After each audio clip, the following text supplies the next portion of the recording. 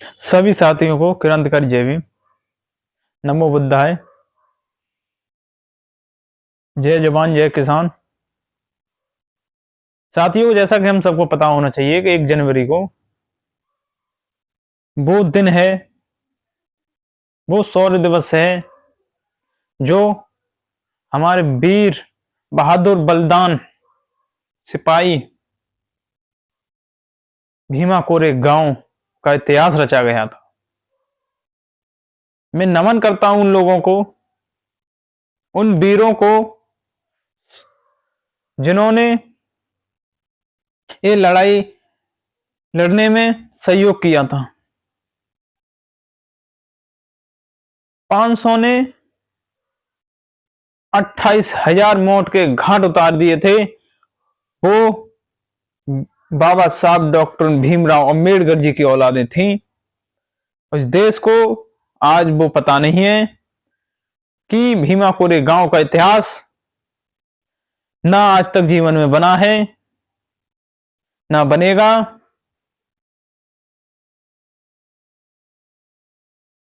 तो ऐसे ही आज हमारा देश भूल रहा है कि हम उन्हीं के वंशज हैं जिन्होंने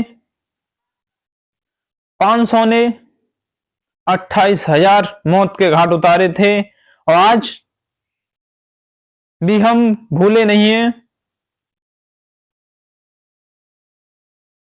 तलवार उठाना छोड़िए, तलवार चलाना नहीं भूले हैं। इस देश को अच्छी तरह इन लोगों को, गद्दारों को पता होना चाहिए। बाबा साहब डॉक्टर भीमराव अंबेडकर जी को, पूरी दुनिया हमारे महापुरुषों को ये गाली देने वाले लोग, इन्हें पता होना चाहिए कि हम किस महान व्यक्ति के ऊपर टिप्पणी कर रहे हैं। क्या उन्हें ये नहीं पता है कि हम आज इस देश में रह रहे हैं, कपड़े पहन रहे हैं, खा रहे हैं, अच्छी अच्छी नौकरियां जॉब कर रहे हैं, बढ़िया बढ़िया पदों पे बैठे हैं। उन्हें ये नहीं पता कि हम आज किसकी बदौलत बैठे हैं। बाबा साहब डॉक्टर भीमराव अंबेडकर जी ने कहा था कि 100 दिन बकरियों का जीवन जीने से बेहतर है 1 दिन शेर का जीवन जीना सीखो। यही बात भीमा कोरे गांव वालों को, वीर बलशाली को ये बात उन्होंने अच्छी लगी, और ये बात उन्होंने दोहराई थी। तब उन्होंने 500 ने 28,000 मौत के घाट उतार दिए थे। तो वही दिन 1 जनवरी आने वाला है। तो हम सब लोगों से आशा करते हैं कि अपने अपने घर पे उन वीरों को, सूरवीरों को घर पे फूल स्पर्श जरूर करें और उन्हें कोटि कोटि नमन करें और उन्हीं की विचारधारा को माने, उसी पर चलें और हमारे बाबा साहब का सपना साकार करें। बाबा साहब कहते थे कि कभी भी हमारे समाज को झुक के नहीं चलना चाहिए, जब भी मैं देखूं तो सिर उठा के चलना चाहिए। मगर कुछ हमारे ही लोग हैं गद्दार,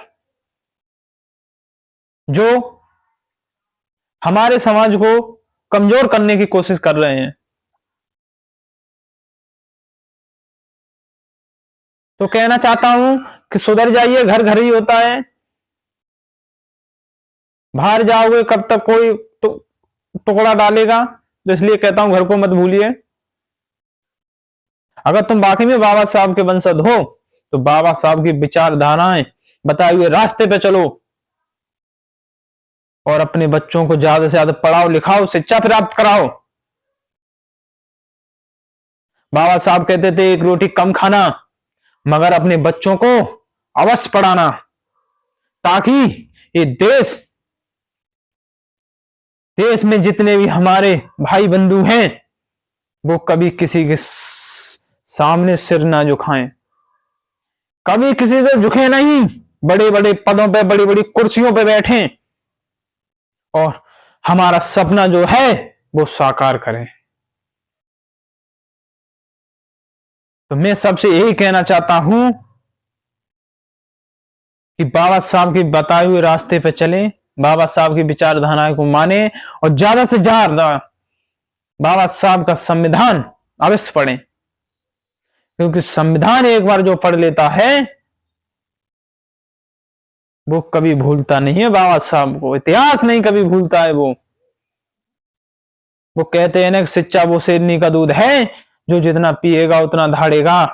और बाबा साहब के जितने भी मनवादी लोग हैं, बाबा साहब के ऊपर गलत टिप्पणी करते हैं, आने वाले समय में हम उनको भी